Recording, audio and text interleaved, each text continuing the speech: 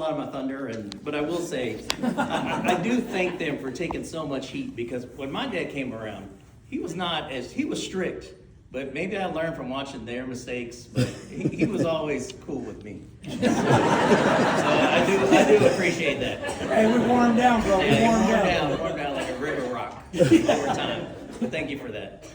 But yeah, I mean, just real quick, you know, how do you encapsulate my dad's 84 years, 5 minutes? I think Dwayne said it, but he really did teach us how to be a man and a husband and a father and a friend and a good citizen. He taught me life lessons without me realizing it in the moment.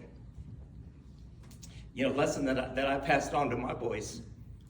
And, it's the same for my brothers. I mean, he was Mr. Miyagi, he was Yoda, he was teaching me things that, I put into place today. I mean, things like, if you take care of things, they'll take care of you. Learn all you can at a job, because when you leave, they can't take that away from you.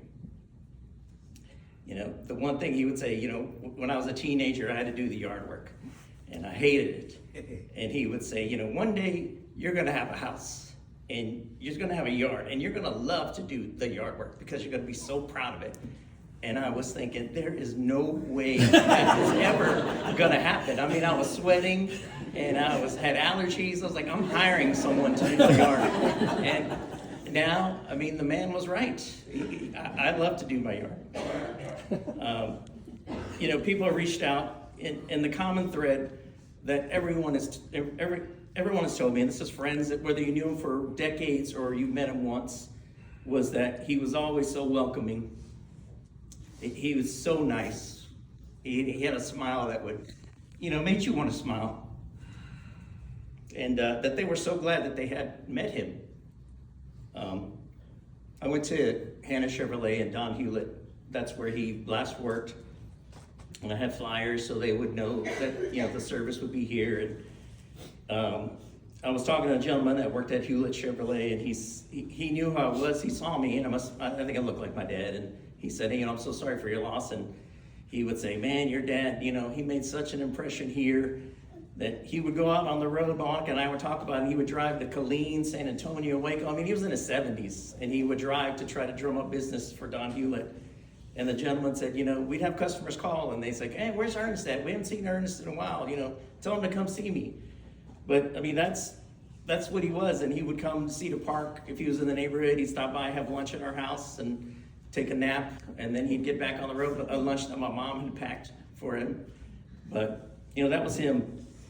And, when I was looking at the pictures on the slideshow, for the slideshow, I was kind of doing reverse math, because it's born in 1940, so it's easy to figure out how old he was in the pictures. So, some of the pictures I'd look, he was 36, and then he was 44, and I just look at him, and, I'm 50, and when I was looking at the pictures, I mean, he just looked like such a man, and I was like, I'm older than him now than he was in those pictures, but, I mean, but that's because he was larger than life for me. I'll always see him as someone I wanted to emulate and someone I wanted to be. So I'd also like to, thank my mom for everything that she's done. For my dad, I will say that I don't think my dad did me any favors when I first got married, because I had a very high expectation of what it was to be a husband. So Monica was like, oh, we're doing the dishes? Like, we? I thought, but no, I kid. So yeah, he didn't do me any favors to start off with, but I learned very quickly. So thank you for that. And then lastly, I'll say that, so first, Mom, thank you so much for taking good care of him. I know you loved him very much, and I think the entire community will be here for you. And then lastly, I'll close it. What JR said, I used to love to watch them dance. They would just glide on the floor. So if you ever saw them, they just knew each other's moves. So I hope that, his mother, his grandmother, his mother-in-law, who's my mom's mom, and aunts are ready to be his temporary dance partners, because you know, he's not going to let a good cumbia or Tejano song go with him sitting on a chair. So, you know, I'm at peace with him not being here. Parkinson's was rough for him, but I know he's not gone, so I will carry him in my heart forever.